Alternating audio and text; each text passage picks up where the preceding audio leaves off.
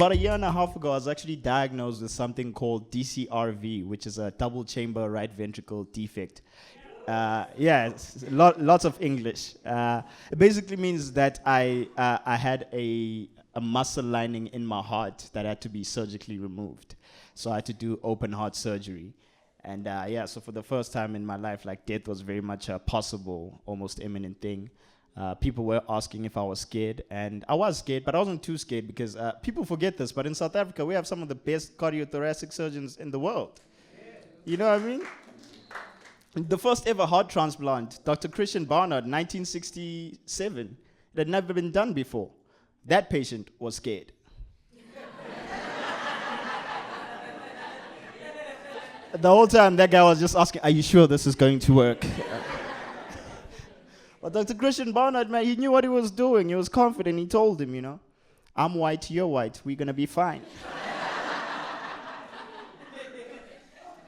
Lo and behold, it worked. 12 hours later, the patient woke up alive. It was a miracle.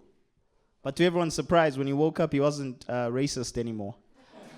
Yeah, he had a change of heart.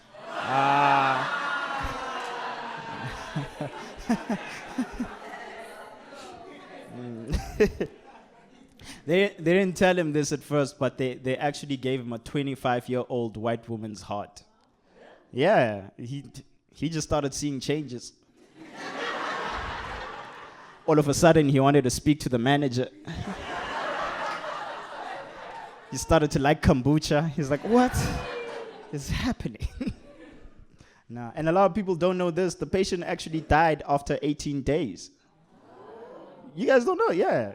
He died from pneumonia. Yeah. Hey, bro, this guy was worried about his heart. He should have been wearing a jacket. Bro, could you imagine surviving heart surgery and dying from pneumonia? Now everyone is at your funeral. Hey, when it's your time, huh?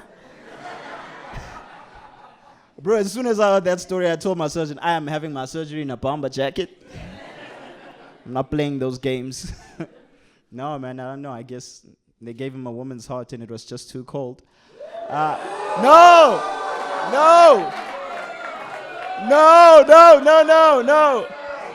Because you guys have low iron. Yeah.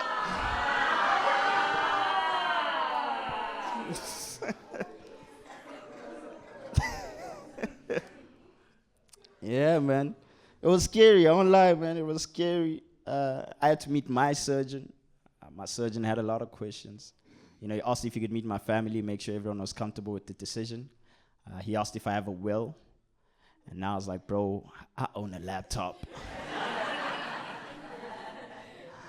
Like now I'm doing dumb things just to make my will longer. Like I'm giving one person a laptop, another person a laptop charger.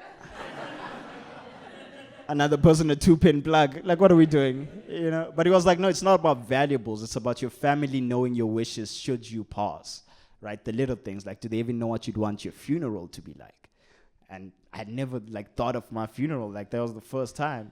And what I realized is I don't want to be buried in a suit. It just doesn't make sense to me. Because, this is supposed to be your final resting place. And they put you in a suit. When's the last time you had a long day at work and you were tired and you went, I can't wait to get home and get into my favorite suit, get cozy on the couch in that tuxedo. If you saw a guy at the beach wearing a full suit, shirt buttoned up to the neck, you'd be like, that guy knows how to relax. You'd be like, what is John Wick doing at the beach? And who is he here for? No, I think the real reason that scares me is because I'm not married or anything, so I don't have a next of kin. So my mom would pick my suit.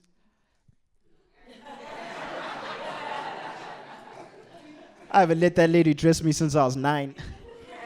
Now I'm in heaven looking like Steve Harvey in a yellow suit.